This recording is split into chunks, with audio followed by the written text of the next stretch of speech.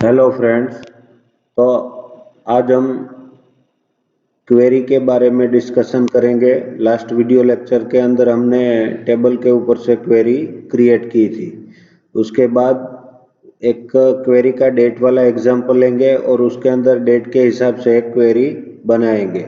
तो सबसे पहले आपको क्या करना पड़ेगा कि ये टेबल में जाके टेबल को सिलेक्ट करना है, फिर इसको राइट क्लिक करके एडिट करना है टेबल को। हमारा जो सप्लायर नाम का टेबल है उसे हम एडिट करके उसके अंदर ये डेट ऑफ बर्थ यहाँ पर क्लिक करके DOB लिखेंगे और उसकी डेटा टाइप हम सेट करेंगे डेट, जो कि ये टेबल हमने पहले से क्रिएट कर दिया था।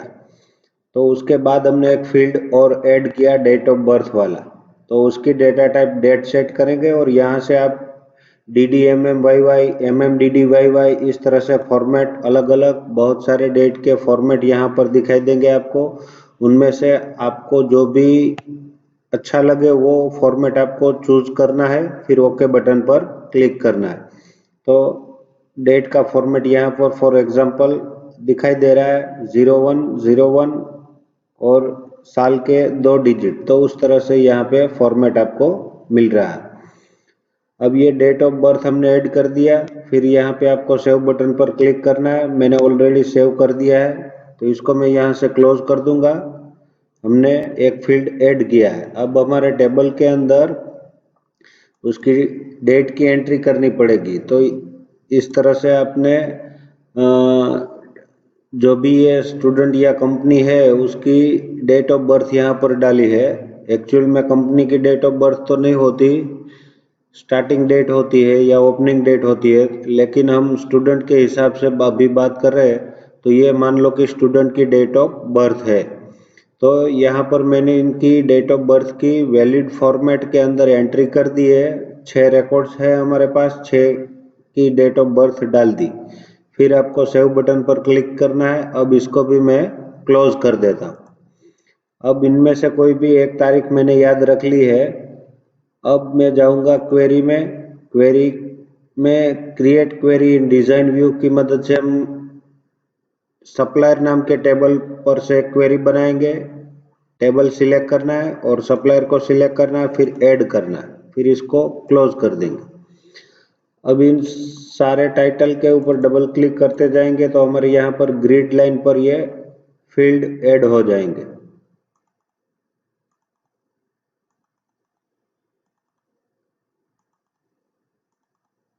तो ये हमारे सारे फील्ड ऐड हो गए। अब इसके अंदर क्राइटेरियन वाली रो के अंदर और डेट ऑफ बर्थ वाली कॉलम जहाँ पर इंटरसेक्ट हो रहा है उसी के अंदर हमें एक डेट डालनी है। मान लो कि मैं अपनी डेट ऑफ बर्थ डाल रहा हूँ 27 मई 1980। और जैसे ही मैं टैब प्रेस करूंगा तो इनके आगे और पीछे हैज का साइन अपने आप लग जाएगा, क्योंकि इसको इस फॉर्मेट के अंदर लिखना पड़ेगा। तो हैज साइन आप पहले से टाइप करो या फिर डेट टाइप करने के बाद जब आप टैब की प्रेस करोगे कीबोर्ड में से तो अपने आप उसमें हैज साइन आगे पीछे आ जाएगा। अब ये हमारा क्वेरी बन गया है कि जिनकी डेट ऑफ बर्थ 27 मई 1980 है वो रिकॉर्ड आपको चाहिए। ये जिसकी डेट ऑफ बर्थ होगी वो सारे रिकॉर्ड आपको मिलेंगे। इसको सेव कर देते हैं। क्वेरी का नाम रखेंगे डेट, ठीक है। डेट क्वेरी का नाम हमने रखा DATE डेट और ओके कर देंगे। अब मैं क्वेरी रन करने के लिए रन क्वेरी बटन पर क्लिक करूंगा। तो यहाँ पर ये जिनकी ये डेट ऑफ बर्थ थी वही रिकॉर्ड आपको मिले कि भाई रिकॉर्ड नंबर 1 सैमसंग है, छोटा बाजार, samsung@gmail.com, सूरत 395006, मोबाइल नंबर और ये डेट ऑफ बर्थ। तो आपके टेबल के रिकॉर्ड के अंदर आपने क्वेरी में जो लिखी है वो डेट ऑफ बर्थ जिन जिन की होगी वो सारे रिकॉर्ड आपको यहाँ पर मिलेंगे। तो ये था हमारा क्वेरी वाला पोर्शन। तो हम किसी भी तरह से यहाँ पर क्वेरी किसी फील्ड के ऊपर हम बना सकते हैं। तो अब ये क्वेरी वाला पोर्शन हमारा खत्म हो गया है। अब फॉर्म के बारे में डिस्कशन करेंगे। तो फॉर्म बनाने के लिए हमें सबसे पहले फॉर्म पर क्लिक करना पड़ेगा, फिर use wizard to create form. यहाँ पर 8 स्टेप दिए हैं, उनमें से कौन से टेबल पर से फॉर्म बनाना चाहते हो तो वो टेबल आपको सिलेक्ट करना पड़ेगा। फिर ये सारे फील्ड को इधर भेजेंगे, सिलेक्टेड फील्ड के अंदर चले जाएंगे, फिर नेक्स्ट बटन पर क्लिक करना है। हमें सब फॉर्म नहीं बनाना है, इसलिए हम डायरेक्टली जंप करेंगे स्टेप नंबर 5 पर, क्योंकि यहाँ पर आप क्लिक करोगे तो स्टेप नंबर 2, 3 और 4 एक्टिव होंगे। हमें सब फॉर्म नहीं बनाना है, इसलिए हम इसमें टैग टिक नहीं करेंगे। ठीक है, नेक्स्ट बटन पर मैं क्लिक कर रहा हूँ। तो ये इनका डिजाइन है। डायलॉग बॉक्स को थोड़ा साइड करके अलग अलग फॉर्मेट यहाँ से हम सिलेक्ट करेंगे। मान लो कि ये कॉलमनर लेबल लेफ्ट वाला सिलेक्ट किया तो कुछ इस तरह से आएंगे। ये वाला लेंगे तो इसकी जो भी डिजाइन यहाँ पर फिगर में शो हो रही है ऐसा ही आपको यहाँ पर प्रीव्यू दिखाई देगा। अगर एक्सेल शीट जैसा लिया आपने एज ए डाटा शीट तो ये इस तरह से दिखाई देंगे। ये वाला सिलेक्ट किया इन ब्लॉक लेबल एबो, तो लेबल इसके बॉक्स के ऊपर रहेगा, लेबल अबो। तो इस तरह से तो सबसे अच्छा मुझे ये लग रहा है, शायद आपको भी यही लग रहा होगा। फिर यहाँ पर अलाइन लेफ्ट और अलाइन राइट है।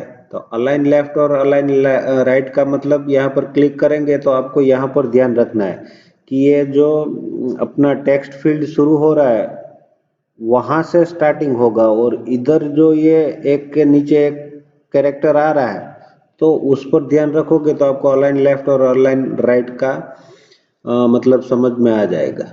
ये देखो, अलाइन राइट का मतलब है राइट हैंड साइड से लिखना शुरू होगा और लेफ्ट हैंड साइड तक लिखते लिखते जाएंगे।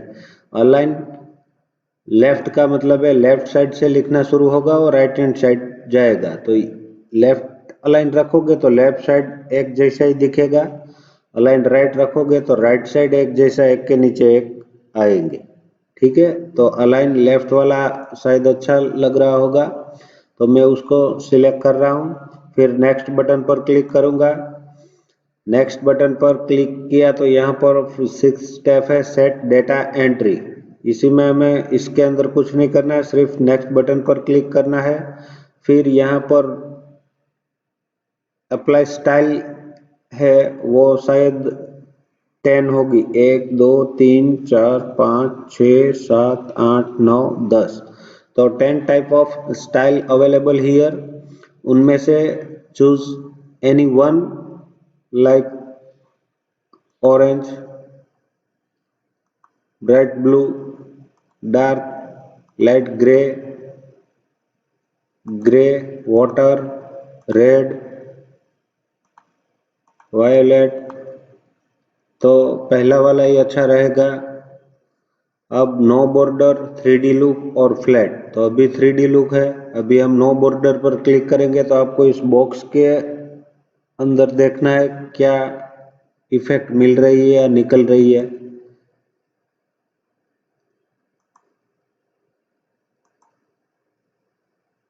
और फ्लैट को सिलेक्ट करेंगे तो इस तरह से कुछ आएगा। तो मुझे तो भाई 3D लुक वाला पसंद है, शायद आपको भी वही पसंद होगा। ठीक है, तो 3D लुक वाला ही हम रख रहे हैं। फिर नेक्स्ट बटन पर क्लिक करेंगे तो यहाँ पर फॉर्म का नाम हमें देना है सप्लायर, और उसके बाद ये फॉर्म ऐड कर देंगे ताकि सप्लायर नाम का हमारा ऑलरेडी टेबल है तो क्वेरी भी सप्लायर की, फॉर्म भी सप्लायर का नाम रखेंगे और टेबल भी सप्लायर। तो आप उधर मेन स्क्रीन पर टेबल, फॉर्म, क्वेरी, रिपोर्ट पर क्लिक करेंगे तो सभी में सप्लायर दिखाई देगा तो आप कंफ्यूज हो जाओगे। इसलिए हमने सप्लायर नाम के टेबल पर से फॉर्म बनाया, तो सप्लायर अंडरस्कोर फॉर्म ऐसा नाम रखेंगे तो आपको पता चलेगा कि भाई ये फॉर्म है। और वर्क विद द फॉर्म, हमें फॉर्म के साथ काम करना है। तो अब फिनिश बटन पर अब क्लिक करेंगे तो ये हमारा फॉर्म बन गया और उसके अंदर 1 2 3 4 5 6 रिकॉर्ड भी दिखाई दे रही है। देखो यहाँ पर अभी हमारा पहला रिकॉर्ड है, तो 1 ऑफ 6 रिकॉर्ड है, उनमें से स्क्रीन पर हमारा पहला रिकॉर्ड। अगर आप नेक्स्ट रिकॉर्ड पर जाना चाहते हो तो इस नेक्स्ट रिकॉर्ड बटन पर आपको क्लिक करना पड़ेगा। तो दूसरा रिकॉर्ड आ गया। अभी तीसरा रिकॉर्ड पे जाना है तो नेक्स्ट रिकॉर्ड बटन पर क्लिक करेंगे। इस तरह से अभी लास्ट रिकॉर्ड पर जाना है तो ये, फर्स्ट रिकॉर्ड पर जाना है तो ये, अभी लास्ट रिकॉर्ड पर जाना है तो ये 6 पे चले गए। नेक्स्ट रिकॉर्ड बटन पर क्लिक करेंगे या फिर न्यू रिकॉर्ड बटन पर क्लिक करेंगे तो ये ब्लैंक हो जाएगा और हमारा नया रिकॉर्ड एंटर करने के लिए यहाँ पर सारे फील्ड ब्लैंक करके हमें देगा। तो मैं 7वां रिकॉर्ड ऐड कर रहा हूँ। एक का टाइप हो जाए तो फिर कीबोर्ड में से दूसरे बॉक्स में जाने के लिए टैब की का इस्तेमाल करना पड़ेगा। तो मैं टैब की प्रेस कर रहा हूँ।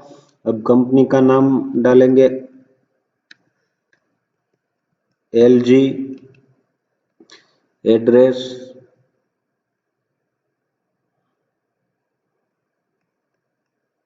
एड्रेस में क्या,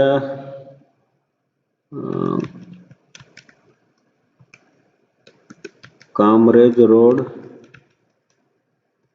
LG@gmail.com, सिटी सूरत, पिन कोड 39500, 7 रख देते हैं।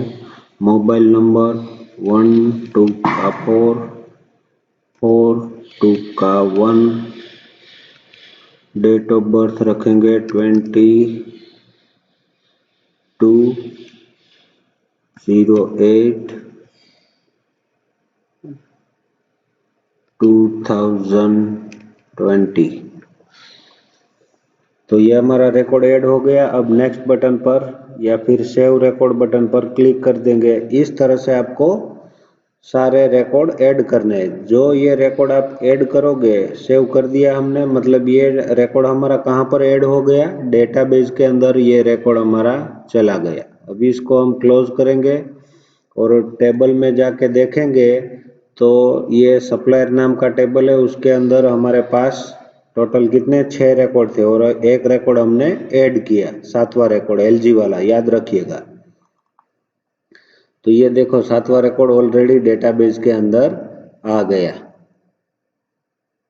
ऐड हो गया। तो एक्चुअल में हमारा ये जो टेबल है वो मेन हमारा डेटाबेस है और इस डेटाबेस के अंदर हम फॉर्म के थ्रू एंट्री कर सकते हैं। तो यहाँ पर फॉर्म पर क्लिक किया और इसके ऊपर डबल क्लिक करेंगे तो इस तरह से हमारा फॉर्म है वो आ जाएगा और फॉर्म को किसी ऑपरेटर को ये फॉर्म दे दिया तो वो बैठे बैठे प्रिंट आउट वाला जो फॉर्म होगा उसके अंदर से देख के ये डेटाबेस के अंदर एंट्री कर देगा। उसको डेटा एंट्री ऑपरेटर कहते हैं, जो पर्सन काम करता है एंट्री करने का। तो उसको हम ये फॉर्म बना के दे देंगे तो ये फॉर्म में एंट्री करेगा तो एक्चुअल में वो हमारे टेबल के अंदर रिकॉर्ड ऐड होते जाएंगे। अगर आपको कोई रिकॉर्ड फाइंड करना होगा कि भाई मुझे 3rd रिकॉर्ड पर जाना है या, तो ये उसके लिए सारा टूलबार है यहाँ पर दिया। अगर आप कोई रिकॉर्ड डिलीट करना चाहते हो, मान लो कि ये स्क्रीन पर 1 नंबर का रिकॉर्ड है, उसको हम डिलीट करना चाहते हो तो स्क्रीन पर जो रिकॉर्ड होगा वही डिलीट होगा, ये delete record.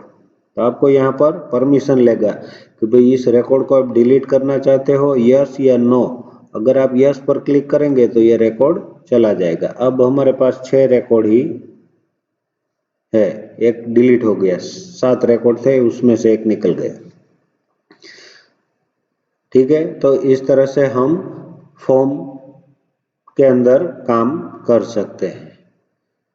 Next video lecture के अंदर हम बात करेंगे रिपोर्ट के बारे में और जैसे ही हमने रिपोर्ट खत्म कर दिया तो हमारा चैप्टर नंबर 9, 10, 11 और 12 ये चारों चैप्टर खत्म हो जाएंगे। एकदम इजी है, आप एक बार प्रैक्टिस करके देखोगे। एक ही पीरियड का काम था इसके अंदर चारों चैप्टर का, लेकिन हमने आपको एकदम इजी वे में समझाया है। टेबल क्रिएट किस तरह से कर सकते हैं, फॉर्म किस तरह से बना सकते हैं, क्वेरी किस तरह से बनाएंगे और रिपोर्ट किस तरह से बनाएंगे। तो ये सारा खेल एक ही चैप्टर, एक ही वीडियो लेक्चर का था, लेकिन हमने उसको थोड़ा इजी वे में आपको 4 वीडियो लेक्चर या 5 वीडियो लेक्चर के अंदर बना के दिखाया है। तो आप ओपन ऑफिस इंस्टॉल करके उसके अंदर ये सारे प्रैक्टिकल आप एक बार कर लोगे तो बहुत ही आसानी से आपको समझ में आ जाएगा। ठीक है फ्रेंड्स, तो नेक्स्ट वीडियो लेक्चर के अंदर हम बात करेंगे रिपोर्ट बनाने के ऊपर काम करना है। तो रिपोर्ट किस तरह से बनाएंगे, एक छोटा सा वीडियो आपको मिलेगा रिपोर्ट के ऊपर नेक्स्ट वीडियो। तब तक के लिए थैंक यू।